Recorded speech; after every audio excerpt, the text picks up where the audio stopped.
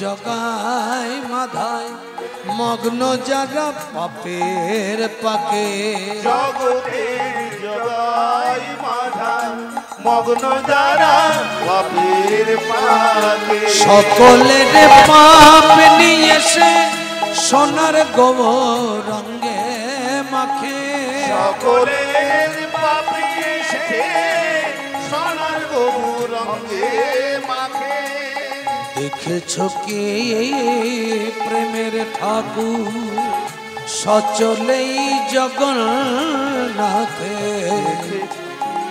দেখেছ কে প্রেমের ঠাকুর সচলেই জগন্নাথে একবার বললে হরি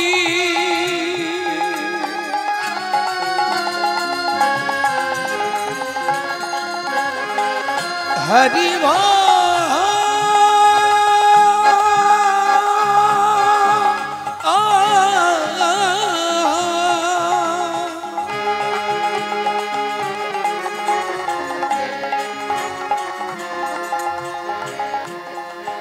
हरि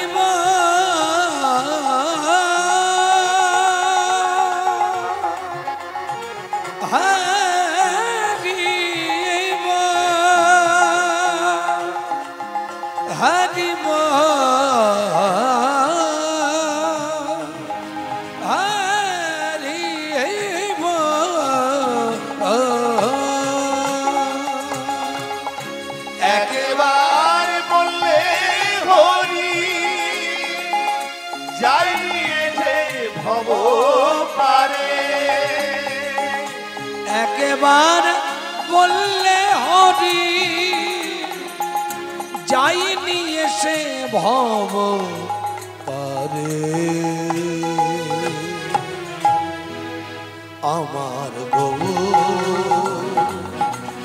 আমার গৌর নিতাই গৌর হরি হরি বল হরি বল আমার গৌর দেবতারে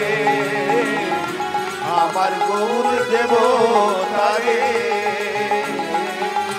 পথে কি দেখলে গেলে পথে কি দেখলে গেলে পথে কি দেখলে গেলে পথে কি দেখলে গেলে পথে কি দেখলে গেলে পথে কি দেখলে গৌরাম সুন্দরম গৌরাম মধুরাম গৌরাম সুন্দরম গৌরাম মধুরাম গৌরাম সুন্দর নিতাই গৌর হরি হরি হরি গৌরাম সুন্দর গৌরাম মধুরা গৌরাম সুন্দর গৌরাম মধুর গৌরাম সুন্দর গৌরাম মধুরা अधरम मधुरम वदनम मधुरम नयन मधुरम हसितम मधुरम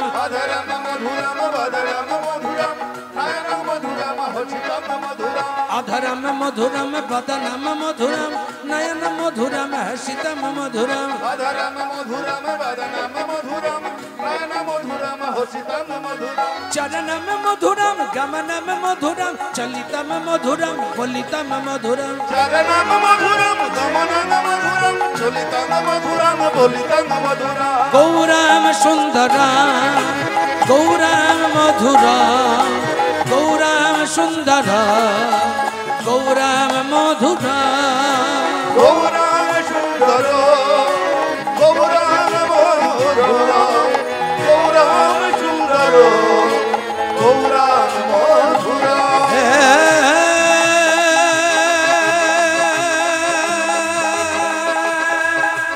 कृष्ण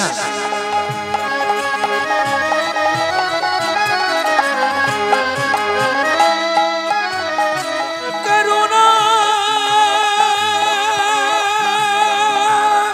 सिंधु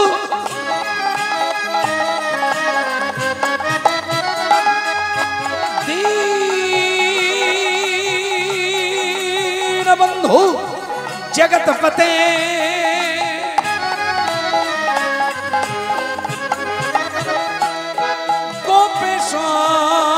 गोपिका कंत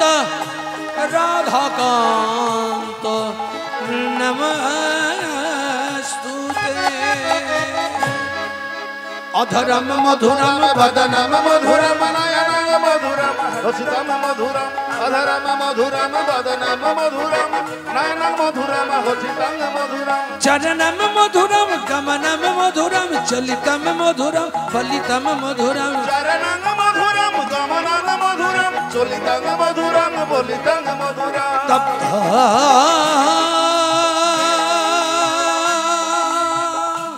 कंचन वरनी गौरंगी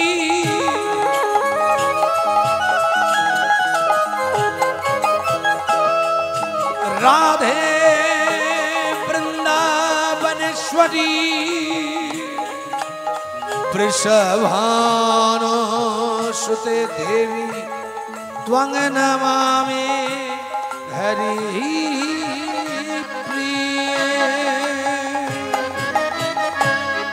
अधरम मधुरम वदनम मधुरम नयनम मधुरम हसितम मधुरम अधरम मधुरम वदनम मधुरम नयनम मधुरम हसितम मधुरम श्री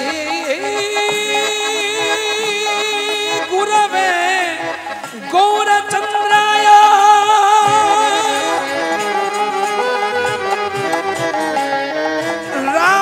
राधिकाय सदा लये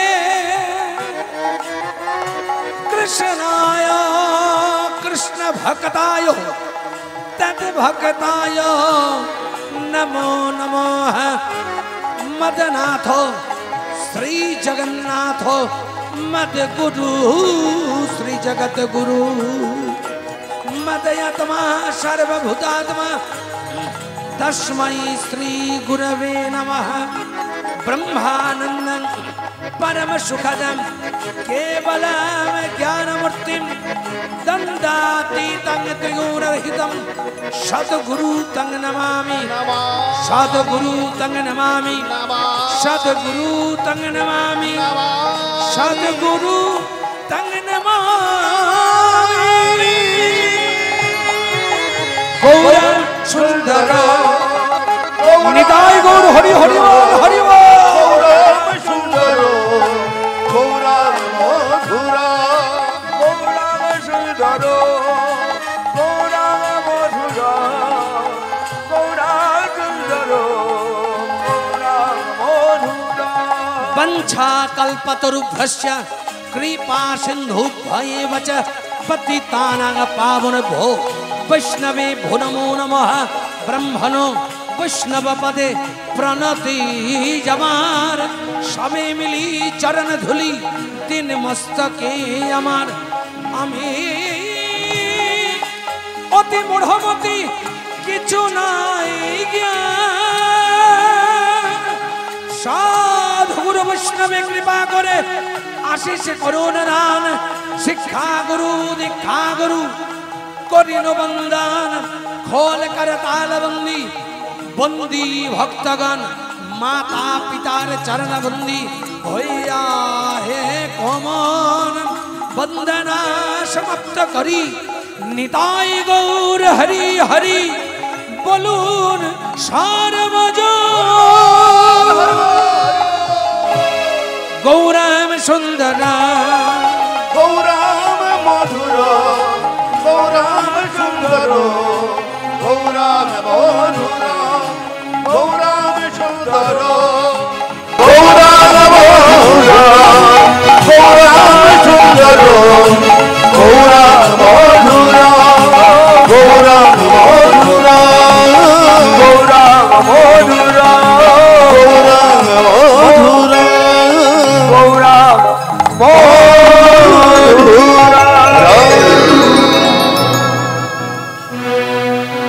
अरे प्रेमे ढलो प्रेमे ढलो ढलो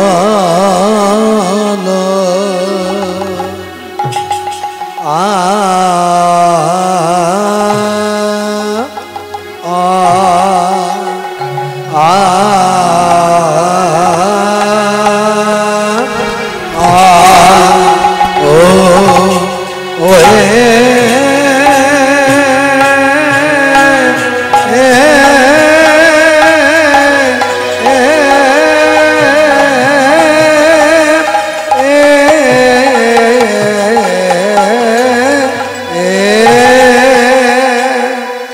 ঢালো ঢালো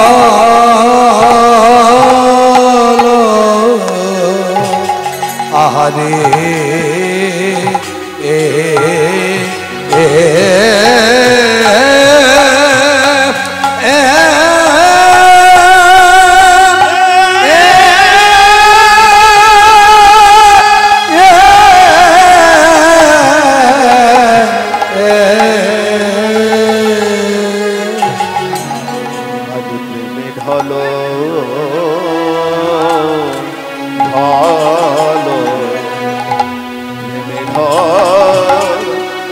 ঢলো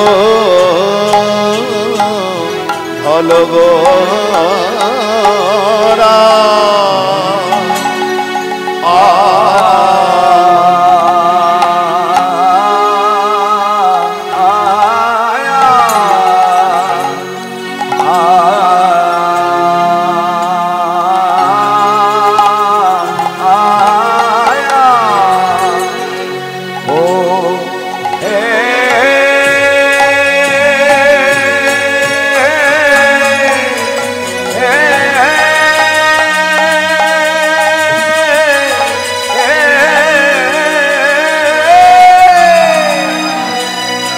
ঢালো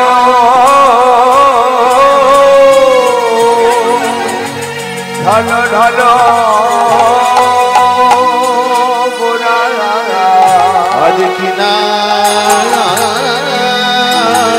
কিনা ভাবে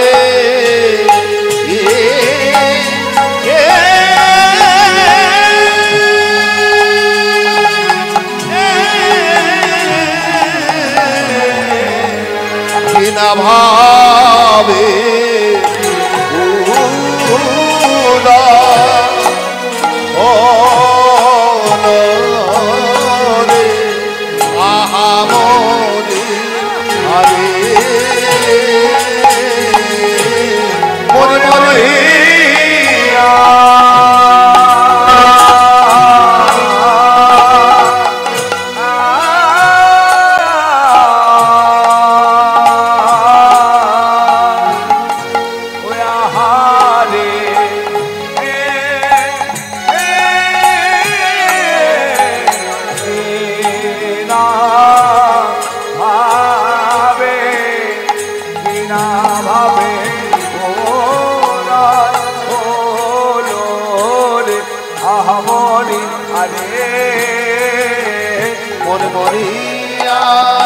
নিতাই গৌর হরি হরি বল হরি হরি বল ও আহারে গোরার আমার কিনা ভাবে হৃদয় হলো আহামরি আরে মরে মরিয়া আহারে কিনা ভাবে হৃদয় হলো আহামরি আরে মরিয়া নিতাই গৌর হরি হরি কিনা ভাবে হৃদয় হলো আহামরি আরে মরিয়া আয়া আরে কিনা ভাবে হৃদয় হলো আহামরি আরে মরিয়া আয়া আরে কিনা ভাবে হৃদয় হলো আহামরি আরে মরিয়া আয়া আরে কিনা ভাবে হৃদয় হলো আহামরি প্রেমে ঢলো ঢলো আজ প্রেমে ঢলো ঢলো গোরা গোরায় আমার সজল সজল নয়া নয়া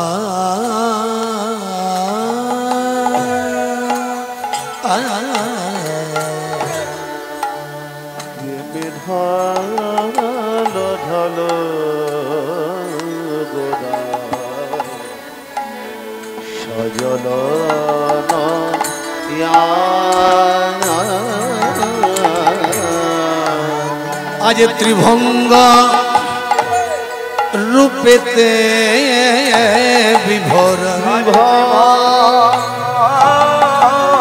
রূপেতে বিভোর নদিয়ার চান গোরা গোরা গোরা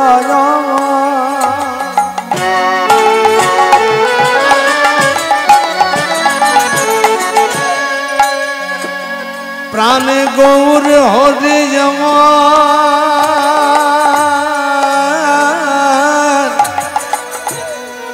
কিনা ভাব মাধুরী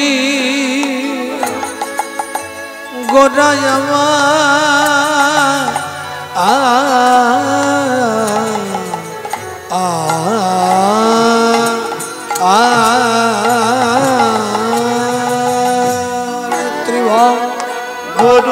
রূপেতে বিভোর গোড়ায় আমার হর সব বয়া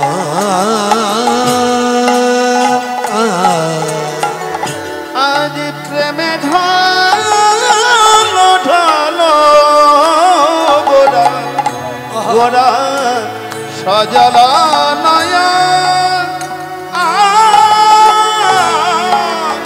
প্রেমে ঢালো ঢালো গোরা আহা যাই না রে ভাই বোঝা যায় না যায় না রে ভাই বোঝা যায় না আজ যাই না রে ভাই বোঝা যায় না যায় না রে ভাই বোঝা যায় না নবদ্বীপ চন্দ্র গড়ার যাই না রে ভাই বোঝা যায় না আরে নবদ্বীপ চন্দ্র গড়ার যায় না রে ভাই বোঝা যায় না আমার ভাবে নিধি গোড়া চাঁদের ভাই যাই না রে ভাই বোঝা যায় না আমার ভাব নিধি গোড়া চাঁদের ভাব যাই না রে ভাব বোঝা যায় না ওগো ভাব নিধি গোড়া চাঁদের ভাব যাই না রে ভাব বোঝা যায় না ভাব নিধি গোড়া রে ভাব যাই না রে ভাব বোঝা যায় না ওগো ভাব নিধি গোড়ার ভাব আমার যাই না রে ভাবে বোঝা হরি হরি বলে কখন কি তার ভাবে হৃদয় বলে যাই না রে ভাবে বোঝা যায় না কখন কি তার ভাবে হৃদয় যাই না রে ভাই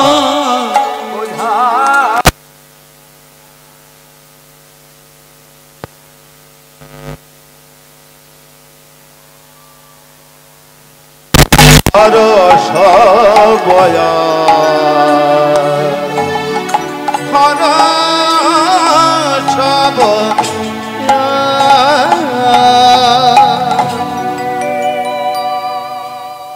শুধু ধর্মপ্রাণ গৌর ভক্তবৃন্দ এবং আমার ভক্তিমতী মা, আমার ভক্তকুসুম স্নেহভাজন ছোট্ট ছোট্ট ভাই বোন, মঞ্চ উপবিষ্ট নিতাই গৌর এবং রাধা গোবিন্দের চরণে আমার ভক্তিপূর্ণ প্রণাম।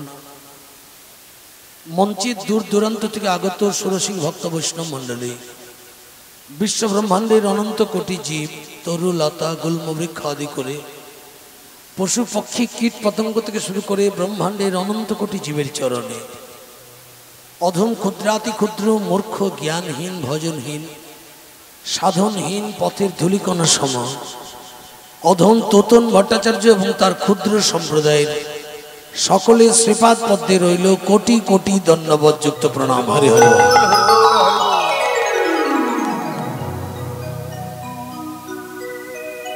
একলা বন্যে পূর্ণ প্রাণ প্রাণে সহি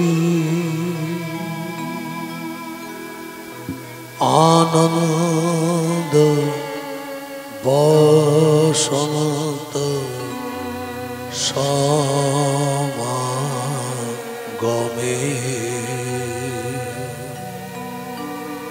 বিকশিত প্রীতি কুসুম হে আনন্দ বসন্ত সমাগমে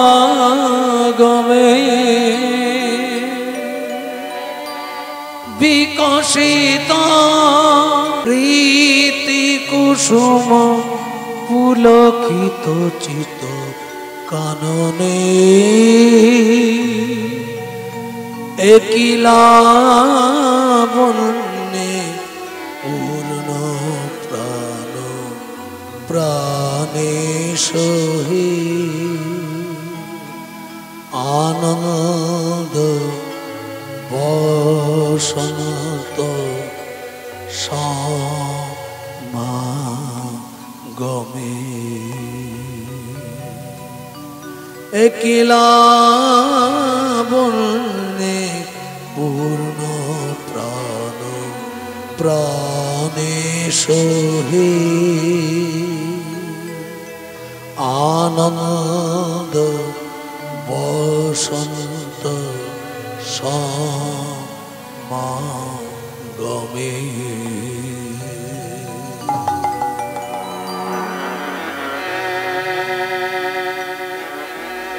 হরিবল হরিবল। আজকের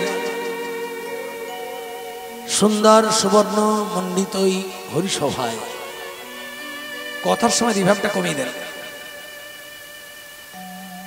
এই সুন্দর সুবর্ণ মুখর হরিসভায় কীর্তন গান পরিবেশন করার সৌভাগ্য অর্জন করে সাধু ভক্ত বৈষ্ণবের চরণ ধুলি শিরে ধারণ করে নিতাই চাঁদ এবং গৌর চাঁদের কৃপা নিয়ে আজকের অকৈতব লীলা গুণ কথা আপনাদের সামনে পরিবেশন করার সুযোগ পেয়ে আমি বড় ধন্য। লাবণ্য মুখর পরিবেশ তখনই হয় যখন লাবণ্য মুখের গুণকীর্তি কথা বর্ণন করা হয়।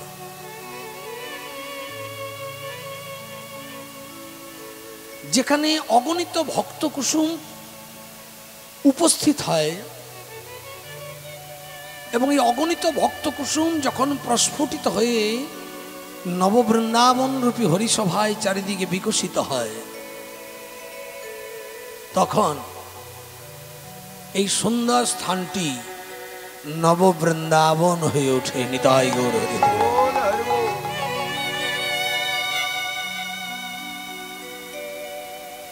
কীর্তন জগতে হরিনাম সংকীর্তন প্রথম শুরু হয়েছিল পদ্মা নদীর পারে খেতুরি মহোৎসবে নরোত্তম দাস ঠাকুরের মুখনিসৃত বৈষ্ণব পদাবলী দিয়ে।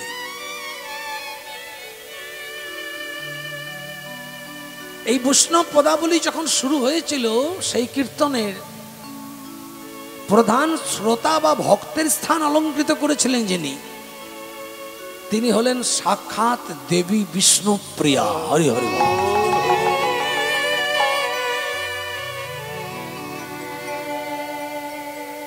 আজ আর সে কীর্তনও নেই, আর আজ বিষ্ণুপ্রিয়া দেবীও আসে না। আজ আর যোগমায়ের উপস্থিতিও ঘটে না, নিতাই চাঁদের করুণা এবং পঞ্চতত্ত্বের আবির্ভাবও হয় না। কীর্তন মানে হলো পূজা বা সেবা।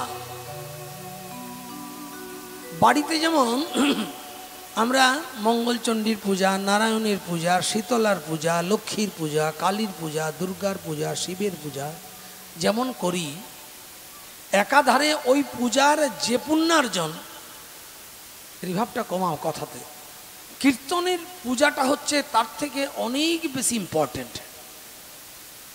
শাস্ত্র বলছে পূর্বে যত যজ্ঞ ছিল কলিতে তা দুঃসাধ্য হলো, এখন দেহমেধ যজ্ঞ হইল সার, আত্মঘৃত দাহ করি এই হরিনাম যজ্ঞ পরি, তোমার পূর্ণাহুতি দাও দেহ ভার।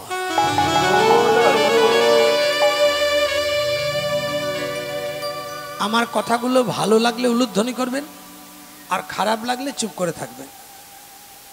পূর্বে যত যজ্ঞ ছিল, আস্তে, আগে অশ্বমেধ যজ্ঞ ছিল, আগে নরমেধ যজ্ঞ ছিল, আগে গোমেধ যজ্ঞ ছিল, ত্রিভাব কমে নেই, বাড়ছে। আগে অশ্বমেধ যজ্ঞ ছিল, নরমেধ যজ্ঞ ছিল। যজ্ঞ করতেন মুনি ঋষিরা, যজ্ঞ করতে করতে একটা নরকে সেই যজ্ঞের জ্বলন্ত অগ্নিকুণ্ডে আহুতি দিয়ে দিতেন। রাজা যজাতির পিতা, যার নাম ছিল নহুষ রাজা, সেই নহুষ রাজার দানব্রত যজ্ঞে অহংকার বা অপরাধ সৃজনের নিমিত্তে ভগবান অভিসম্পাত করেছিলেন, নহুষ তোমার এই অহংকারের জন্যে তোমার আত্মার শূন্য মার্গে বিচরণ করবে, আত্মার মুক্তি হবে না, এটাই আমার অভিশাপ। রাজা নহুষ চোখের জলে কেঁদে ভগবানের চরণ প্রার্থনা করে বলেছিল, এই অভিশাপ থেকে মুক্ত হব কি করে? বললেন, মুক্ত তুমি হবে না, তোমার আত্মার শূন্য মার্গে বিচরণ করবে। বলে, তাহলে মুক্ত হবে কখন? বললে, যদি তোমার মৃত্যুর পর তোমার উপযুক্ত সন্তানেরা একটা জীবন্ত যজ্ঞের আয়োজন করে একটা নরকে সেই যজ্ঞে আহুতি দিতে পারে। এর নাম নরমেধ যজ্ঞ। যদি আহুতি দেয় তাহলে সেই নরমেধ যজ্ঞে, ওই যজ্ঞে নরকে আহুতি দিলে তোমার পিতার আত্মার মুক্তি হবে। এই কথাটা শোনার পরে যজাতি পিতার মৃত্যুর পরে পিতৃভক্তি প্রতিষ্ঠার জন্যে বশিষ্ঠ দেবের দরজায় গেলেন। গিয়ে বললেন, হে গুরুদেব, আপনি দয়া করে বলুন আমার পিতার আত্মা উদ্ধার হবে কি করে? ভগবান বিধি দিয়েছেন আত্মার উদ্ধার হতে পারে যদি একটা জীবন্ত যজ্ঞে একটা নরকে আহুতি দিতে পারো। তাহলে আমি তো পুত্র, পিতার আত্মার শূন্য মার্গে বিচরণ করে কেঁদে কেঁদে ঘুরে বেড়াবে, আর আমি পুত্র হয়ে তার উপায় করতে পারবো না? আপনি বলুন কিভাবে এই যজ্ঞের, কিভাবে একটা নরকে আহুতি দিয়ে আমি আমার পিতার আত্মার মুক্তির ব্যবস্থা করব? গুরুদেব বলছেন, গুরু মানেই হচ্ছে অন্ধকার থেকে আলোর পথে নিয়ে আসা। আলোর থেকে অন্ধকার পথে নিয়ে যাবার নাম গুরু নয়। গুরু সবসময় শিষ্যের মঙ্গলাকাঙ্ক্ষী, হিতাকাঙ্ক্ষী। তোমার পিতার আত্মার মুক্তির জন্য একটা প্রাণকে বিসর্জন দিবে, আর একটা প্রাণের বিনিময়ে একটা প্রাণের শান্তি আসবে, এমন বিধান আমি তোমাকে দিতে পারবো না। যখন উনি যৎপর নাস্তি প্রার্থনা করেই যাচ্ছেন, বললেন, যদি আপনি আমাকে উপায় না দেন তাহলে আমার পিতার আত্মার মুক্তি হবে না, আর আমি পুত্র হয়ে কি করলাম? ভগবানের এমন ছল, গুরুদেব নিজের মুখে বলে ফেললেন, দেখি তোমার কত বড় পিতৃভক্তি, তাহলে তুমি যাও এমন একটি নরকে নিয়ে এসো, সেই নরটি ব্রাহ্মণের সন্তান হবে। যে নরটিকে তুমি আনবে সেটি একটি অষ্টম বর্ষীয় বালক হবে। যে নরটি তুমি আনবে সেটি মায়ের অষ্টম গর্ভের সন্তান হবে। অষ্টম বর্ষীয় বালক হবে, রিভাবটা খুব বেড়ে গেছে, এবং মায়ের অষ্টম বর্ষের সন্তান হবে, এবং তার সঙ্গে সঙ্গে গায়ের রংটা কৃষ্ণ বর্ণের হবে। এই কৃষ্ণ বর্ণের গায়ের রং থাকবে এমন একটি সন্তান তোমরা নিয়ে এসো। যদি আনতে পারো তাহলে সেই সন্তানকে যখন যজ্ঞে জীবন্ত অবস্থায় আহুতি দেবে, তখন শিশুটি যেন কোনো প্রকার কেঁদে না ওঠে, এটাই শর্ত। আর যে সন্তানটিকে আনবে সে যেন অবশ্যই একজন কৃষ্ণ ভক্ত হয়। হরি বল। বললেন, বেশ তাই হবে। সুমন্ত্র সারথীকে পাঠিয়ে দিলেন রথে করে, বলে ধন সম্পত্তি নিয়ে যাও। যে ব্রাহ্মণ তার সন্তান অষ্টম গর্ভের অষ্টম বর্ষীয় হবে, কৃষ্ণ বর্ণের হবে, তাকে যদি জোগাড় করে আনতে পারো, প্রয়োজনে তাকে আমার রথের সমস্ত সম্পত্তি দান করে দিও। তাতেও যদি সে প্রসন্ন না হয়, তুষ্ট না হয়, তাকে বলবে প্রয়োজনে আমি আমার অর্ধেক রাজত্ব তার নামে লিখে দেব। সিদ্ধান্ত ঠাকুর নামে একজন ব্রাহ্মণ রাজি হয়ে গেলেন। তার একটি সন্তান যার নাম কুশধ্বজ। তাকে বললেন যে সন্তানটিকে আমি দিতে পারি, বিনিময়ে বলে সারা জীবন তোমাকে ব্রাহ্মণ ভিক্ষা করতে হবে না, এক সন্তানের বিনিময়ে তোমার সাতটা সন্তান নিয়ে সংসারে তুমি আনন্দে দুধে ভাতে জীবন কাটাতে পারবি। হরি হরি। সিদ্ধান্ত ঠাকুর রাজি হয়ে গেলেন, সন্তানটিকে নিয়ে এলেন। নিয়ে এসে বললেন, বাবা রে, তোকে চিরজীবনের জন্য আমি একজনের হাতে তুলে দিলাম। কি কারণ জানিস? তার পিতার আত্মার মুক্তির জন্য সে একটা যজ্ঞের আয়োজন করেছে, সেই যজ্ঞে তোকে জীবন্ত অবস্থায় আহুতি দেবে, তুই প্রস্তুত? কৃষ্ণ ভক্ত সন্তান মুচকি হেসে বলছে, বাবা, এক সন্তানের বিনিময়ে যদি সাতটা সন্তান তোমার সুখে আনন্দে দুধে ভাতে বাস করে, এবং আমার জন্যে যদি তোমার সংসারের দারিদ্রতা মুছে যায়, দৈন্যতা চলে যায়, ভিক্ষাবৃত্তি করতে না হয়, আমি রাজি বাবা। আমি তোমাকে কথা দিলাম, আমার কোনো ভয় নাই, কারণ যার কেউ নাই হরি আছে তার সঙ্গে। যজ্ঞকুণ্ডে যজ্ঞ চলছে। ওং স্বাহা, ওং স্বাহা, ওং ভূস্বাহা, ওং ভবস্বাহা, স্বাহা, ভূর্ভবস্ব স্বাহা। যজ্ঞে আহুতি দিচ্ছে। আহুতি দিতে দিতে এমন সময় হঠাৎ করে সেই সন্তানটিকে ধরে নিয়ে এসেছেন।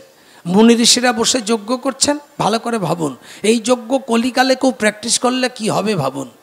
যজ্ঞটা চলছে, চলতে চলতে হঠাৎ করে সন্তানটি আসছে। এসে কি বলছে?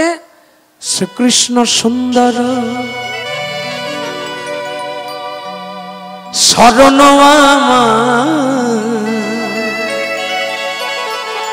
কৃষ্ণ নামে মোর কৃষ্ণ যে জীবন, কৃষ্ণ প্রাণধন, কৃষ্ণ গলারিহার, কৃষ্ণ গলারিহার। অনুধরে কৃষ্ণ সুন্দর সরণ আমার, কৃষ্ণ নাম মোর কৃষ্ণ জীবন, কৃষ্ণ প্রাণধন, কৃষ্ণ গলারিহার, কৃষ্ণ গলারিহার। নামে প্রেমে বিভোর হয়ে যজ্ঞ কুণ্ডে ফেলে দিল, চোখের জলতে শিশু হরি নাম গাইল। হরে কৃষ্ণ হরে কৃষ্ণ, কৃষ্ণ কৃষ্ণ হরে হরে, হরে রাম হরে রাম, রাম রাম হরে হরে। স্বাহা স্বাহা বলতে বলতে যজ্ঞকুণ্ডে শিশুটাকে ধরে বেঁধে আহুতি দিয়ে দিল। চারিদিকে অগ্নিরেখা তাকে পরিবেষ্টন করে রইল। শিশুটির গায়ে এক বিন্দু আগুন স্পর্শ করতে পারল না। হঠাৎ দেখছে যজ্ঞকুণ্ডে একটা গলায় মালা পরে ছোট্ট কুশধ্বজ বসে আছে। কিছুক্ষণ পর দেখছে যজ্ঞকুণ্ড হতে এক অপূর্ব অপ্সরা কোলে করে সন্তানটিকে নিয়ে যজ্ঞের ভেতর থেকে বেরিয়ে এসে গায়ে হাত বুলোতে বুলোতে বলছে, বাবা তোর কোথাও তাপ লাগেনি তো?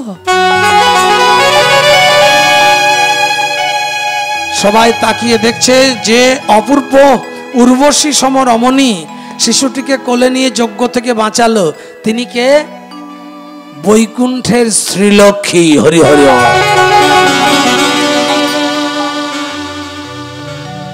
তাহলে কৃষ্ণ নামের কত ক্ষমতা! একটা বাচ্চা শিশু আছে, হরিনাম গাইতে গাইতে সেই যজ্ঞে যখন আহুতি দিল, শিশুটার গায়ে নামের গুণে কোনো অগ্নি স্পর্শ করতে পারলো না। কলিকালে যদি আপনি একটা যজ্ঞ করে এমন কোনো একজনকে নাম গাইতে গাইতে আগুনে ফেলে দেন, শিশুটা বা মানুষটা পুড়বে না পুড়বে না? মরবে না মরবে না? শাস্ত্র বলছে আগে বামুনের মুখে আগুন বেরোতো, এখন ধোঁয়া বেরোয় না। আগে ভগবান বামকরের কনিষ্ঠাঙ্গুলিতে গিরিগোবর্ধন পর্বতকে ধারণ করে অসংখ্য ব্রজবালককে রক্ষা করে দিয়েছিলেন ছাতার মতো আঙ্গুলে তুলে। কলিকালে যদি কেউ ওটা তুলতে যান, একটা ইট তুলে প্র্যাকটিস করবেন, দেখবেন আঙুলটা প্রথম দিনেই ভেঙে যাবে। যার জন্যে শাস্ত্র বলছে আগে যে যাগযজ্ঞ তপস্যা ছিল কলিকালে সেটা নাই। টাকা থাকলে মনের শান্তির জন্য চন্দন কাঠ জেলে যজ্ঞ করতেই পারেন, পয়সা থাকলে অনেক কুইন্টাল কুইন্টাল গাওয়া ঘি দিয়ে যজ্ঞে আহুতি দিতেই পারেন, ফল বিশেষ হবে না। সবথেকে বড় ফলের আশা যেখানে, সেটা হচ্ছে কি, আগেকার দিনে গোমের যজ্ঞ হতো। যজ্ঞে আহুতি দিতে দিতে একটা বৃদ্ধ গাভী জরৎগব, তাকে ধরে সারা গায়ে ঘৃত মধু মাখিয়ে সংকল্প করে মন্ত্রপুত করে সেই গাভীটাকে সোহা সোহা বলতে বলতে আগুনে ফেলে দিতেন। গাভীটা যন্ত্রণায় পুড়ে ছটফট করতে করতে কিছুক্ষণের মধ্যে ছাই হয়ে যেত। আমরা ভাবতাম তাহলে মুনি ঋষিরা আগে এত অপরাধ করত? কিছু অপরাধ করতো না। আবার সেই ভস্যটিকে হাতে নিয়ে আবার মন্ত্র বলতে বলতে গাভীটি যেমন ছিল পুনরায় ম্যাজিকের মতো তেমনি তার প্রাণদান করে দিতেন। এর নাম গোমেদ যজ্ঞ। নিতাই শাস্ত্র বলছে যে পূর্বে যত যজ্ঞ ছিল, মানে আগের যে যজ্ঞ ছিল, কলিতে তা দুঃসাধ্য হলো। এখনকার দিনে ওই যজ্ঞ করা দুঃসাধ্য ব্যাপার। এখন একটাই যজ্ঞ, যে যজ্ঞে আপনারা আজকে বারাতলায় হরিসভায় আপনারা সবাই এসেছেন, এটাই সব থেকে বড় যজ্ঞ। দয়া করে একটি বার্তা আপনাদের কাছে আমি অধম তুতন ভট্টাচার্য আপনাদের কাছে বলবো, সেটা হচ্ছে দয়া করে হেড অফিসে খুশি না করে ব্রাঞ্চে ভিড় করবেন না। অর্থাৎ কলিকালের ধর্মটা উল্টো হয়ে গেছে। যার জন্য বলছি গাছ লাগাবেন, কিন্তু গাছের গোড়াতে দয়া করে জল দেবেন, পাতাতে স্প্রে করবেন না। যদি পাতাতে স্প্রে করেন তাহলে পাতাগুলো 2-4 দিন চকচক করবে, তারপর ধীরে ধীরে নিচে মূল কাণ্ডে শেকড়ে যখন রস পাবে না, গাছটা শুকিয়ে নুয়ে গিয়ে পাতাগুলো ঝরে পড়ে যাবে। তার মানে কলিকালে আমাদের জীবনের বড় ধর্ম হচ্ছে হরিনাম সংকীর্তন। এর বাইরে কোথাও যাবেন না। যদি যান তাহলে কোনো ডিপার্টমেন্টাল দেবতাকে ডেকে কোনো ধান্দা নিয়ে তার পুজো করবেন না। বাড়িতে মা লক্ষ্মী নাই, তাহলে স্বামী 50 টাকা রোজগার করছে, 500 খরচা হচ্ছে, বৃহস্পতিবার সারাদিন দাঁতে দাঁত দিয়ে উপবাস দিয়ে আর ঘরে আলপনায়কে এসো মা লক্ষ্মী বসো মা ঘরে, টাকা পয়সাই ভরিয়ে দাও এদিনের কুটিরে, এমনি করবেন না। ছেলে পুলের লেখাপড়া হচ্ছে না, দিনরাত পাবজি খেলে খেলে জীবন গেল, ফেসবুক হোয়াটসঅ্যাপ করে জীবনটা কেরোসিন করলো। সেই ছেলেকে স্বামীর পকেট কেটে সরস্বতী ঠাকুর এনে নিয়ে বললেন যে বল মা সরস্বতীর কাছে, আইনে গুচ্ছা ফুল ধরিয়ে দিলেন, নিয়ে বলছেন বল কি বলবো, সরস্বতী বিদ্যে কমল লোচনে বিশ্বরূপে বিশালাক্ষী বিদ্যাং দেহি নমস্তুতে, নিয়ে কি বলবো, নিয়ে ওইটা বল। মায়েরা ভালো মনে রাখে ওটা, ছেলেরা না বললো বল বল বাবা একবার বল মায়ের কাছে। কি বলবো, তুমি না মা পুষ্পের ভার, আমাকে দাও মা বিদ্যার ভার, কারণ পুষ্পতে কোনো দাম নাই, আজ সজীব কাল শুকিয়ে যাবে, ওটা তোমার চরণেই থাক, বিদ্যাটা আমাকে দাও। তুমি নাও মা পুষ্পের ভার, আমাকে দাও মা বিদ্যার ভার, বিদ্যা নিয়ে করো হিত, আমাকে করো মা পাবজি খেলি আর হোয়াটসঅ্যাপ করি সবার পণ্ডিত। কেমন? কোনো ডিপার্টমেন্টাল দেবতার 14 পুরুষের ক্ষমতা নাই, 1 চামচ সম্পদ আপনাকে কৃপা করে দেবে, তাতে যত উপাস করুন আর যত আচার করে পূজা করুন, আসল জায়গায় যদি ফাঁকি দিয়ে দেন, জীবনে 7 দিনের 14টা দেবতাকে বেঁধে রাখলেও কিছু হবে না। যতই মেয়ের বিয়ে না হোক, সোমবারে মেয়েকে উপোস দিয়ে শিব ঠাকুরের মাথায় জল ঢালান, কিছুই লাভ নেই। মঙ্গলবারে ঘরে অমঙ্গল হোক, মঙ্গলচণ্ডীর পূজা করুন, লাভ নেই। বুধবারে ছেলেপুলেদের বুদ্ধির বিকাশ হচ্ছে না দেখে বোধ বুধাদিত্য ব্রত করুন, লাভ নাই। শুক্রবারে ছেলে ইন্টারভিউ দিচ্ছে, চাকরি হচ্ছে না, বারবার ফেলিওর হচ্ছে, সন্তোষীমার ব্রত করলেন, কোনো লাভ নাই। শনিবারে গিয়ে বড় ঠাকুর ডেঞ্জার দেবতা, তার নামে পুজো দিলেন শনিবার, কোনো লাভ নাই। রবিবারে মন প্রাণ এবং সম্মান প্রতিষ্ঠার জন্য সূর্য পূজা করলেন, কোনো লাভ নাই। আবার উপোস দিয়ে সোমবারে শিব ঠাকুরের মাথায় জল ঢাললেন, কোনো লাভ নাই। কেন? তুমি কোনো ডিপার্টমেন্টের দেবতাকে কোনো ধান্দা নিয়ে পুজো করতে পারবে না। তুমি যদি মা দুর্গার পুজো করো, কোনোদিন বলতে পারবে না যে মা দুর্গা আমার ঘরে দিনরাত শান্তি তুমি আনন্দে ভরিয়ে দাও। কারণ আনন্দময়ীর আনন্দটা তার হাতে থাকলেও অর্ডার সিটিটা কিন্তু উপর থেকে হবে। হেড অফিস যদি না বলে আনন্দময়ী এক চামচ আনন্দ আপনাকে দিতে পারবে না। সরস্বতী যত বিদ্যার অধিষ্ঠাত্রী হোক না কেন, আপনি যদি হেড অফিস সন্তুষ্ট করতে না পারেন, জীবনও হবে না। তার জন্যে বলছি একটি বার্তা, তুমি সর্বদেব দেবীরে পুজিবে, না হইবে তৎপর, সবার কাছে মাগিয়া লবে কৃষ্ণ ভক্তিবর। মানে আপনাকে কোনো দেবদেবতা পুজো বন্ধ করতে বলছি না, আপনি সমস্ত দেবতার পুজো করুন, আর প্রত্যেকের কাছে শুধু একটি কথা বলুন, হে মা দুর্গা আমায় কৃষ্ণ ভক্তি দাও, হে মা কালী আমায় কৃষ্ণ ভক্তি দাও, হে বাবা ভোলানাথ আমার মেয়ে আজীবন আইবুড়ো থাক, দুঃখ নাই, কিন্তু তুমি কৃষ্ণ ভক্তি দাও। কৃষ্ণ ভক্তি হচ্ছে সব কিছুর পরিপূরণ। কৃষ্ণ ভক্তি যদি কারো জীবনে ঘটে যায়, শত সহস্র জন্ম তপস্যা করলে একজন কৃষ্ণ ভক্ত সন্তানের জন্ম হয় না। তার জন্যে ভগবানের কাছে একটা প্রার্থনা করতে হবে, কি আমাকে কৃষ্ণ ভক্তি দাও, তাহলেই আমার মনুষ্য জীবন সার্থক হবে। আর যা অবস্থা চলছে মা, এখন কীর্তন নিয়ে যা প্রহসন চলছে, কীর্তনটা তো এখন একটা বিরাট বড় ঝগড়ার জায়গা তৈরি হয়ে গেছে। এ ওর নামে গল্প, ওর নামে বদনাম, ওর নামে কুৎসা, এ ওর নামে বলে একটু সেলিব্রিটি হচ্ছে, ও ওর নামে বলে একটু ইউটিউবে বিরাট ব্যাপার, তার প্রচার বেড়ে যাচ্ছে। কিন্তু এটা কি কীর্তনের প্ল্যাটফর্ম? কীর্তন মানে কি? প্রথমেই বললাম, পদ্মা নদীর তীরে খেতুরি মহোৎসবে নরোত্তম দাস ঠাকুর কীর্তন পরিবেশন করেছিলেন জগজীবের মঙ্গলের জন্যে। এমন কীর্তন পরিবেশন করেছিলেন যেখানে সাক্ষাৎ বৈকুণ্ঠ থেকে শ্রীলক্ষ্মী বিষ্ণুপ্রিয়া দেবীর ভাব আবেশ নিয়ে এসে বসেছিলেন। তার জন্য এই যে আপনাদের বারাতলায় কীর্তন হচ্ছে, এটা পূজা, এটা সংকল্পকৃত পূজা। নাম চলছে, প্রভুর আটন পাতা আছে, ওখানে নামযজ্ঞ পূজা পাঠ হচ্ছে, নিয়ত কীর্তন শিল্পীরা কীর্তন গাইছেন। সুতরাং বৈষ্ণব পদাবলীকে আশ্রয় করেই বাস্তব জগতের সব কিছু বলতে হবে। কিন্তু কলিকালে সব হারিয়ে যাচ্ছে, আর কলিকালে ভগবানকে নিয়ে প্রহসন হচ্ছে বলেই এই করোনা মহামারীর মতো ডেঞ্জার রোগ আসছে।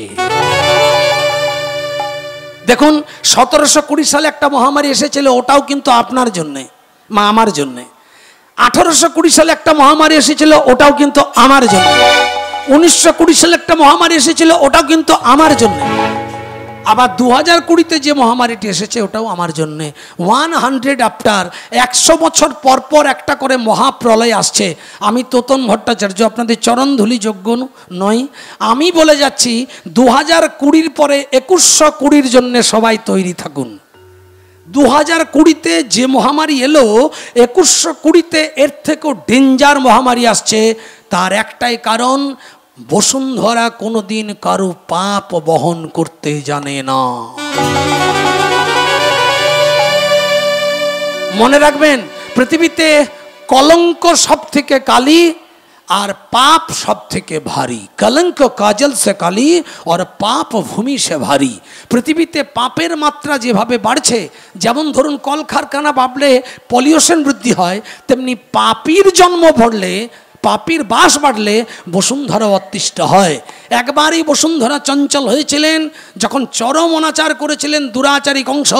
পরপর ছটা সন্তানকে মায়ের ক্রোড় থেকে জন্মাবার সঙ্গে সঙ্গে টেনে শিলা পরে আছাড় মেরেছিলেন। এর থেকে মহাপাপ কিছু হতে পারে না। বসুন্ধরা কংসের ভয়ে ভীতা হয়ে একটা গাভী মূর্তি ধারণ করে ব্রহ্মার কাছে ছুটে গিয়েছিলেন মুক্তির জন্যে। ব্রহ্মা বলছেন, ওরে বাপ রে, কংসের হাত থেকে আমি তোমায় রক্ষা করব? আমার উপায় নাই, তুমি এক কাজ করো, কংসকে যে এত বড় পাওয়ারটা দিয়েছে তুমি তার কাছে যাও।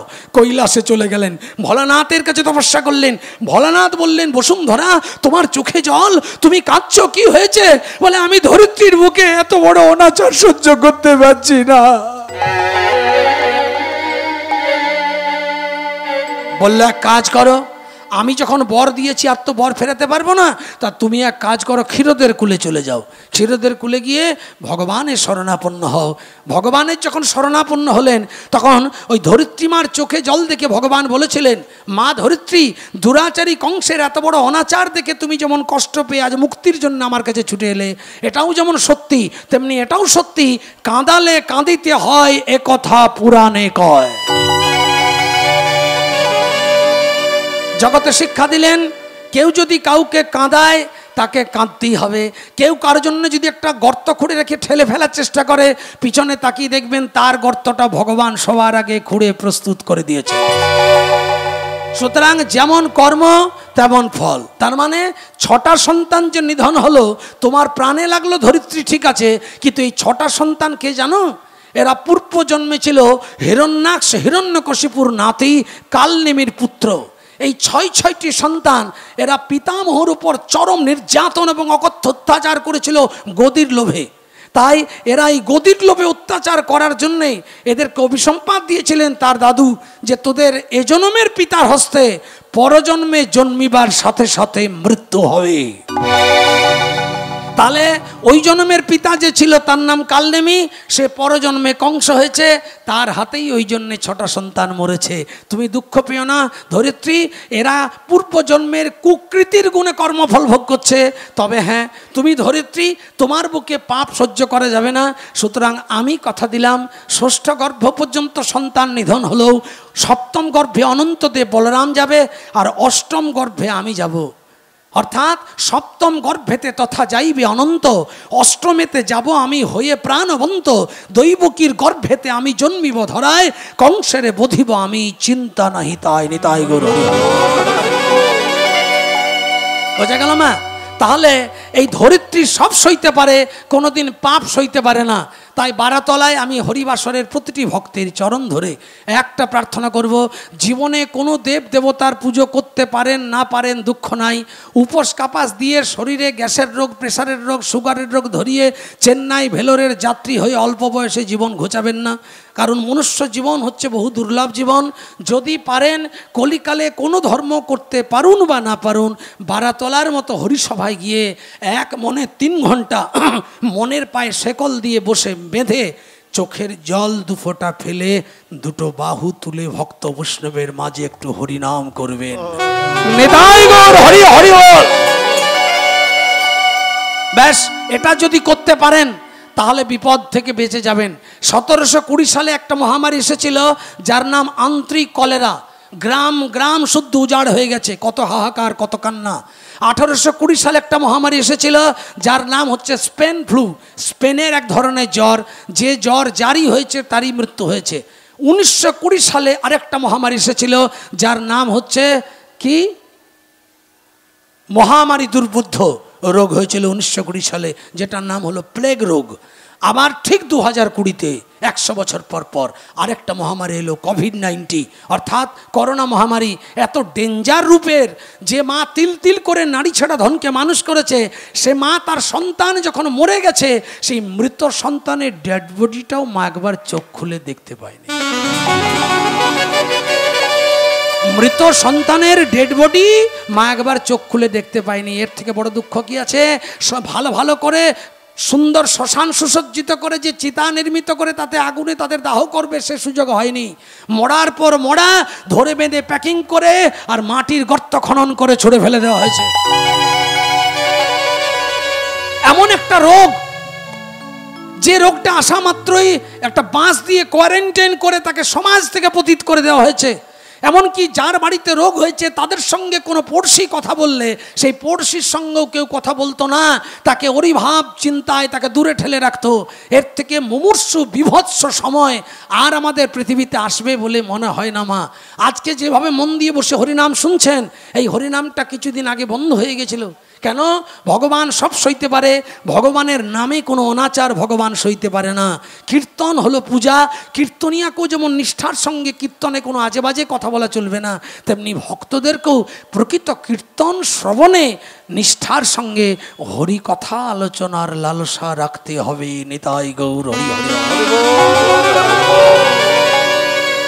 তাহলে 2020 সালে একটা মহামারী হলো, এরপরে তৈরি থাকুন 2120 জন্যে। সেই ডেঞ্জার মহামারীটা কেমন হবে কেউ জানে না। শুধুমাত্র বাঁচবে তারা কারা? যারা সাধুর সঙ্গ আর হরিনামের ভ্যাকসিন নেবে। পার্থিব জগতে আসতে পার্থিব জগতে কেউ যদি রোগী হয়, সে হসপিটালে ইঞ্জেকশন নিলে তার দেহ শোধন হয়। কিন্তু পরমার্থের জগতে যদি কেউ মনের রোগী হয়, তাকে দেহ শোধন করার জন্যে হরিনাম আর সাধুসঙ্গ রূপী দুটি ভ্যাকসিন নিতে হয়। আপনি জীবনে যদি বারংবার সাধুসঙ্গ করার প্রবণতা রাখেন আর হরিকথা শোনার লালসা রাখেন, জীবনে কোনো দিন কোনো মহামারী আপনাকে গ্রাস করবে না। নিতাই গৌর হরি হরি। চলুন আজকে প্রভু ভক্তদের সঙ্গে নিয়ে হরিনাম সংকীর্তন করতে করতে চলেছেন। আমরাও সকলে আস্বাদন করি ছোট্ট করে গৌর কথা, তারপর আমরা বিষয় আস্বাদন করব। প্রেম সে একবার দু হাত তুলে আমার সঙ্গে সবাই মিলে, প্রেম সে সবাই মিলে। আগেই বলেছি, হত করতে করতে ত্রিভঙ্গ ভাব ধরেছেন, এটি বৈষ্ণব পদাবলীর প্রথম কথা। চলুন কেমন ভাবে প্রভু নৃত্য করছে একবার আস্বাদন করি। মায়ের একবার জোরে উলুধ্বনি, বাবার একবার হরিধ্বনি। হরি হরি। আজ নিতাই গৌর দুটি ভাই যারা,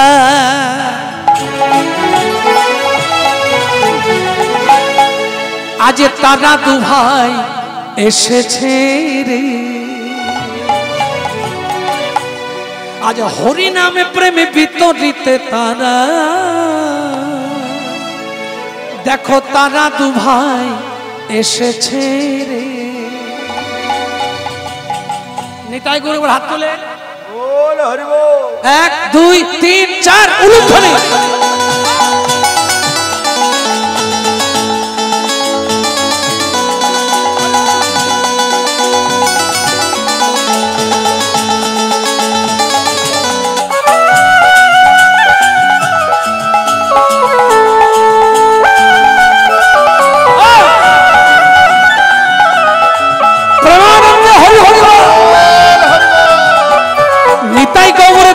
ভাই যারা, আজ তারা দু ভাই এসেছে রে।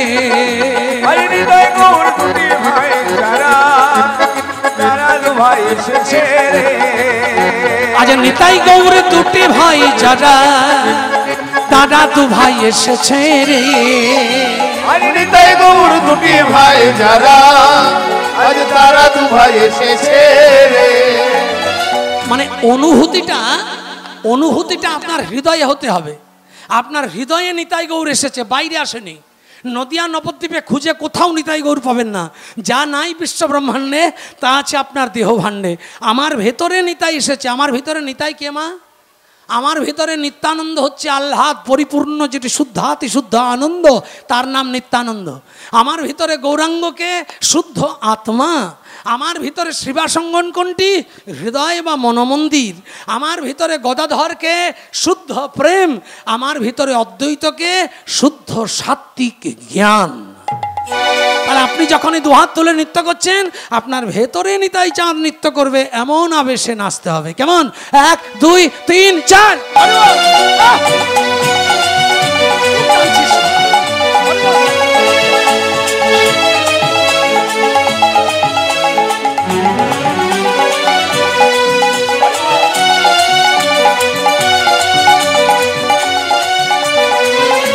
জোরে উলুধ্বনি।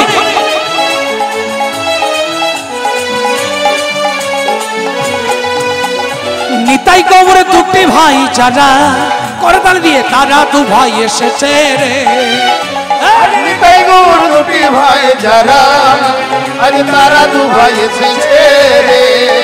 এই হরি নামে বিতরিতে তারা আজ তারা দু ভাই এসেছে রে।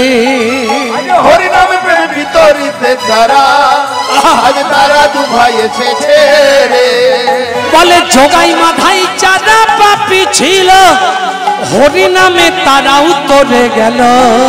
বলে জগাই মাথায় যারা পাপী ছিল হরি নামে তারা উত্তরে গেল। জগাই মাথায় যারা পাপী ছিল হরি নামে তারা উত্তরে গেল। যারা আশি হারা মুক্ত পানে কইত তারা নাম রস সুধাই মজে গেল। তারা আসি হারা মুক্ত পানে কইল নাম রসি সুধাই মজে রইল। একবার জোরে উলুধ্বনি। বিদায় গৌর দুটি ভাই যারা তারা দু ভাই এসেছে। হরে নামে প্রেম বিতরিতে তারা আজ তারা দু ভাই এসেছে। হরি বল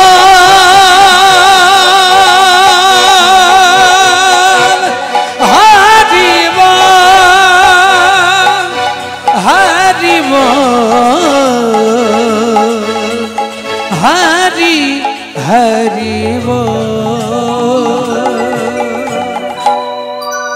প্রভু আমার ভাবের আবেশে ভক্তদের সঙ্গে নিয়ে হরিনাম সংকীর্তন করছেন আর ওই ভাবটি আস্বাদন করে প্রভু চোখের জলে কাঁদতে কাঁদতে এমন একজন ভক্তকে খুঁজছেন যে ভক্তকে প্রভু ওই পারিষদদের মধ্যে খুঁজে পাচ্ছেন না। কাকে খুঁজছেন? কাকে খুঁজছেন? এমন একজন পরম ভক্তকে প্রভু খুঁজছেন যাকে সব থেকে বেশি ভালোবাসতেন। দ্বাপর যুগে ভগবানের 24 জন সখা ছিল, 12 জন সখা 12 জন উপসখা। এই 24 জন সখার মধ্যে দ্বাপরের 23 জন সখা কলিকালে নূতন নূতন মায়ের জঠরে নূতন নাম নিয়ে ভগবানের পারিষদ হয়ে গৌরাঙ্গের পাশে এসেছে, কিন্তু একজন ভক্ত আসেনি যার কথা বলতে বলতে প্রভু নাম সংকীর্তনে চোখের জলে ভূতলে গড়াগড়ি খাচ্ছে। আছে কাকে খুঁজছেন? আজরে গৌরাঙ্গের মনে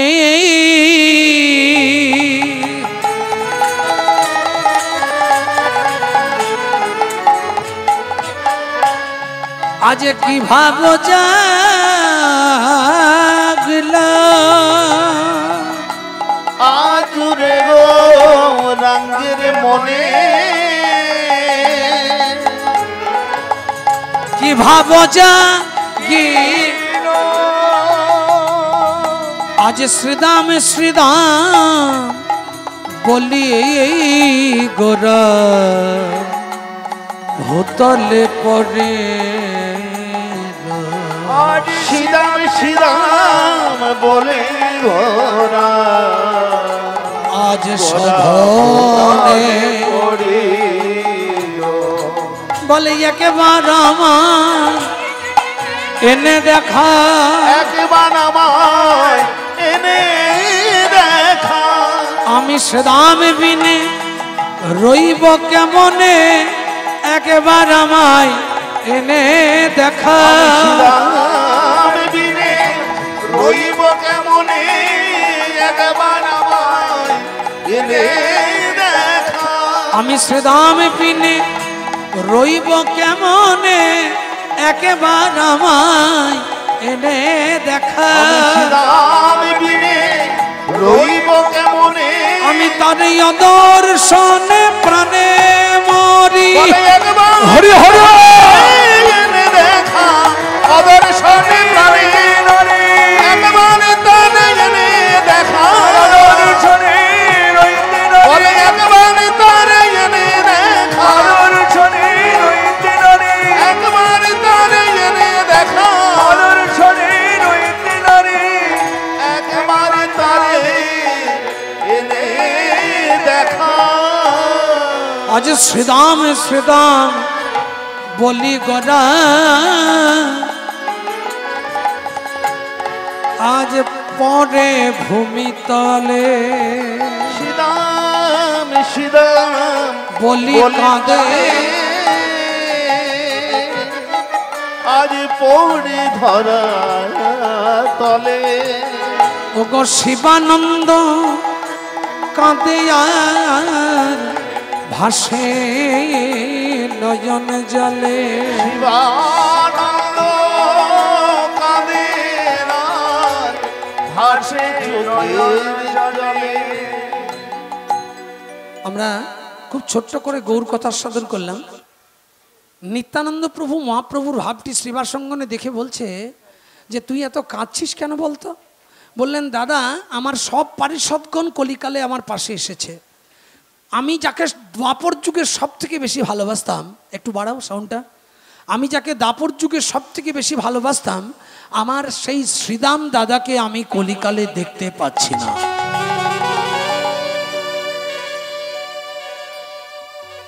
তুমি যদি বলতে আমার শ্রীদাম দাদা কোথায়, দেখো সুবল গৌরীদাস হয়ে এসেছে কলিকালে, তুমি বলাই নিতাই দাদা হয়ে এসেছে কলিকালে, রামাই সুন্দরানন্দ জগদানন্দ সবাই এসেছে, কিন্তু দাদা আমার শ্রীদাম, শ্রী শব্দে সুন্দর আর দাম শব্দে মালা।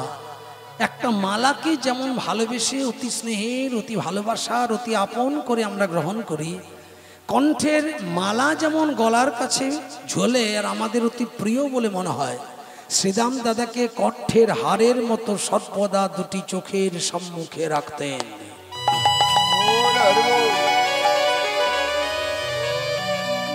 নিতাই চাঁদ বলছেন, তোর শ্রীদামের কথা যদি তুই জানতে চাস তাহলে তোকে আমার সঙ্গে বৃন্দাবনে যেতে হবে। ভক্তবৃন্দ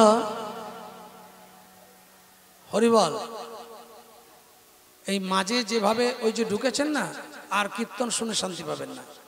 যার যা নেবার বাইরের থেকে নেবেন, হরিসভার মাঝের পরিবেশ বিঘ্নিত করবেন না, আপনার একার জন্য অনেকের ক্ষতি হবে।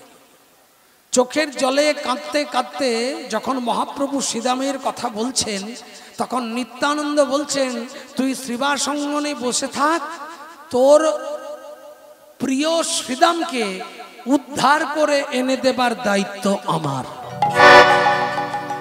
মানে আজকে আমি আপনাদের কাছে যে বিষয়টি গাইছি সেটি হচ্ছে শ্রীদাম সখা উদ্ধার বা শ্রীদাম সখার অন্তর্ধ্যান রহস্য বা ভক্ত রূপে শ্রীদামের সঙ্গে ভগবানের মিলন। হরি হরি।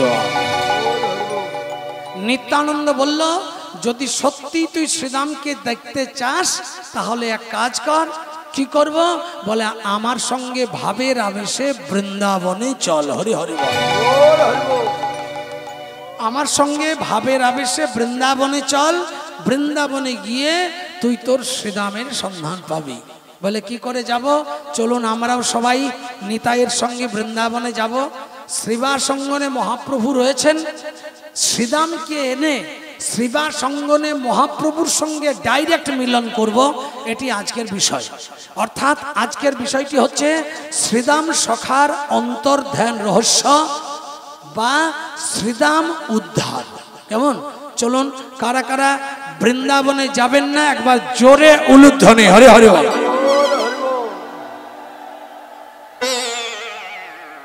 এই মাঝে অন্যমনস্ক হলে এরকম হবে। কেমন? চলুন, কারা কারা যাবেন না বৃন্দাবনে একবার হাত তুলুন। নিতাই গৌর হরিবল। ওই যারা বাদাম খাচ্ছেন তারা হাত তুলে দিয়েছেন, কিন্তু যারা মন দিয়ে শুনছেন, চকলেট খাচ্ছেন না, তারা ঠিক হাত তুলেননি। কথাগুলো শুনতে হবে। চলুন বৃন্দাবনে যাব। কিসে যাব? এমন একটা গাড়িতে চাপবো যে গাড়িটাতে 16খানা চাকা, কিন্তু টায়ার টিউব নেই, পাংচার নেই, বাতাসও দিতে হয় না। এমন গাড়িতে চেপে যাব যে গাড়িটার সামনে দুটি ঘোড়া বাঁধা থাকবে, যে ঘোড়া দুটো গাড়িটাকে টেনে নিয়ে যাবে। গাড়িটাতে ডিজেলও লাগে না, পেট্রোলও লাগে না, ইঞ্জিনও নাই, ড্রাইভারও নাই। এমন গাড়িতে চেপে যাব যে গাড়িটার মাথার উপরে ছাউনি নাই, রৌদ্র হলে রৌদ্রের তাপ আর বৃষ্টি হলে বরিশার ধারা গায়ে পড়বে। কষ্ট করবেন তো সবাই? আচ্ছা, যে গাড়িতে চেপে যাব তার চাকাগুলোর নাম কি? 10টি ইন্দ্রিয় আর 6টি রিপু মিলে 16খানা রথের চাকা। গাড়িটিতে যে দুটি ঘোড়া টেনে নিয়ে যাবে তার নাম হচ্ছে আসক্তি আর প্রবৃত্তি। গাড়িটির মাথাতে একটা পতাকা বেঁধে দেব, আপনারা যে গাড়িতে চাপবেন। যেমন অর্জুন যে রথ নিয়ে কুরুক্ষেত্রে যুদ্ধ করতে গিয়েছিলেন তার মাথাতে একটা পতাকা ছিল। পতাকাটার নাম কি জানেন? কপিধ্বজ। পতাকা কি দিয়ে টাঙানো ছিল? একটা বাঁশের কঞ্চি দিয়ে। বাঁশের কঞ্চি আবার কুরুক্ষেত্রে কোথা থেকে এলো? জোগাড় করতে হয়েছে। কে জোগাড় করেছে? যিনি অর্জুনকে সবসময় পাশে রক্ষা করেছেন তিনিই জোগাড় করেছেন। বাঁশের কঞ্চি কোথায় থাকে? হ্যাঁ, বাঁশের কঞ্চি কোথায় থাকে? বাঁশের কঞ্চি, হ্যাঁ, বাঁশের কঞ্চি বাঁশে থাকে। আচ্ছা, বাঁশ কোথায় থাকে? শুনতে পেলাম না। ঝাড়ে থাকে গো, ঝাড়ে। ও, বলছে বাঁশ ঝাড়ে থাকে। তাহলে যে কঞ্চিটা দিয়ে পতাকা উড্ডয়ন হয়েছিল সেই কঞ্চিটার বাঁশটা কিন্তু ঝাড়ে ছিল না। যদি বললেন কেন? কঞ্চিটার এত ক্ষমতা, বলছে তোমার এই কঞ্চিটা যদি কেউ নুইয়ে দিতে পারে বা ভেঙে দিতে পারে সেদিন তোমার মেরুদণ্ড ভেঙে যাবে অর্জুন। তোমার পতাকা উড়বে সবসময় উত্তর পূর্ব বা ঈশান পূর্ব কোণে। কোনো কারণে পতাকা যদি বিরুদ্ধ অভিমুখে বয় সেদিন তোমার অশুভ শক্তি আসবে, তোমার যুদ্ধে হেরে যাবার চান্স থাকবে। তাহলে ওই পতাকার কঞ্চিটা কে এনেছিলেন? পতাকার কঞ্চিটা যিনি এনেছিলেন তিনি হলেন আমাদের ভগবান মুরলীধারী কৃষ্ণ। কোথা থেকে এনেছিলেন? দেবগুরু বৃহস্পতি একটা যজ্ঞ করেছিলেন। শাস্ত্র বলছে বৃহস্পতি কৃতং যজ্ঞে এক বংশোৎপত্তি ভবেত তস্য বংশস্য অস্তি পঞ্চবিংশতি পর্বয়। খুব দুর্লভ একটি তথ্য।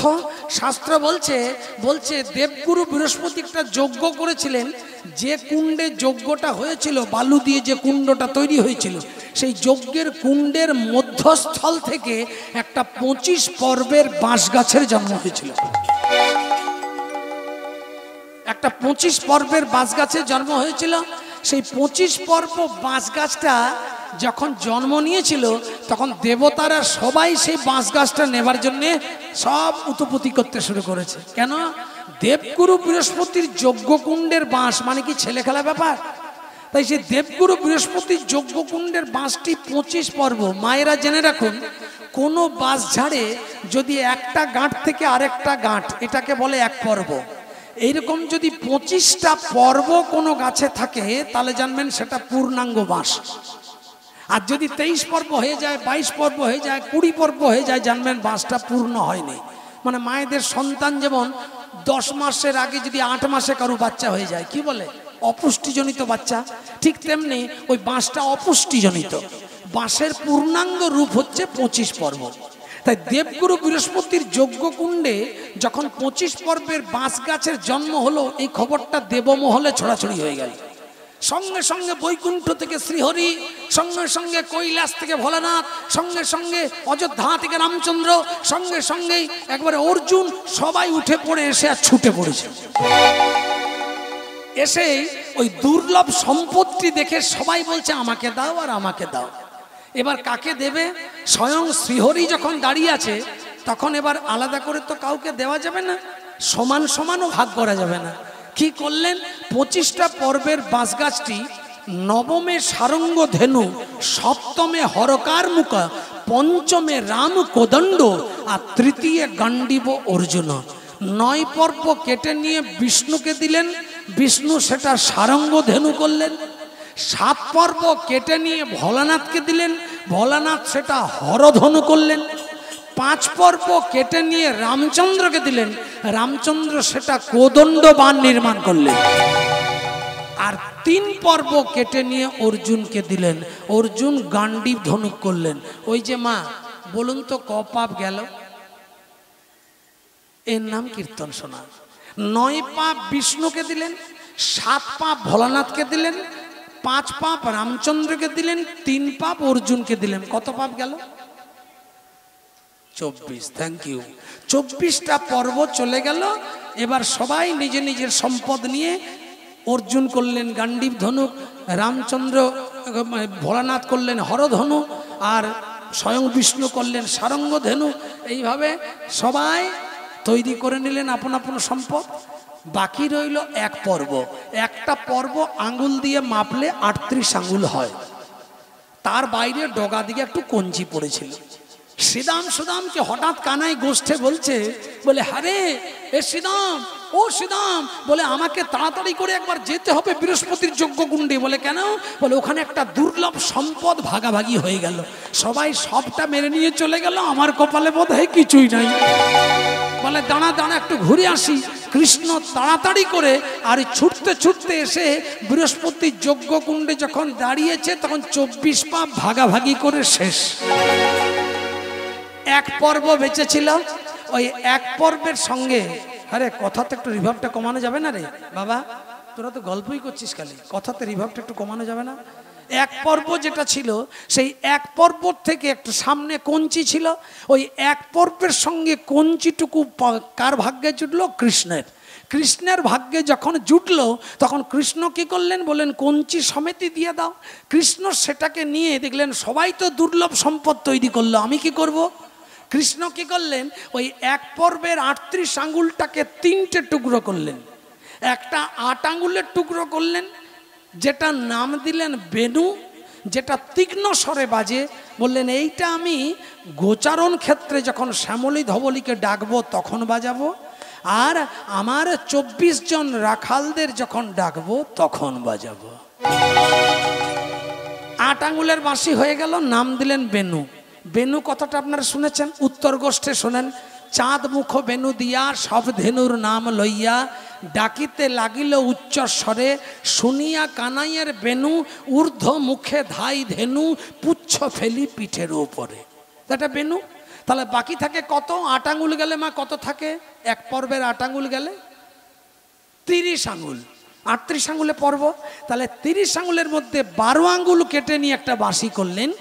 বললেন এই বাঁশিটার গম্ভীর আওয়াজ, এটা আমি কখন বাজাবো জানো? যখন আমার খুব জোর ক্ষুধা পেয়ে যাবে তখন পোঁ করে বাজাবো। যতক্ষণ যশোমতী রন্ধনশালে এসে রান্না না করবে ততক্ষণ বাঁশিটা বাজবে। আমার ক্ষুধা পূর্ণ হয়ে যাবে, বাঁশি বন্ধ হয়ে যাবে। এই বাঁশিটার নাম দিলেন বংশী। 12 রাতে 20 পাপ শেষ। বাকি কত থাকে? ওই যে মা, বাকি কত থাকে? 38 20 গেলে 18 আঙ্গুল। ওই 18 আঙ্গুলের বাঁশিটিকে যত্ন করে নির্মাণ করে কঞ্চির দিকটা ফাঁকি ফেলে রেখে ওই কঞ্চিটুকুকে নিয়ে বললেন, বাঁশির যদি এত অপূর্ব সম্মোহিনী শক্তি হয় বংশদণ্ড থেকে, তাহলে কঞ্চিটারও তো ক্ষমতা আছে। তাই ওই কঞ্চিটি দিয়ে তিনি একটি ধ্বজা উত্তোলনের ডান্ডা করলেন, যষ্টি, যেটি অর্জুনের কুরুক্ষেত্রের রথ নিয়ে যে যাবে সেই রথের মাথায়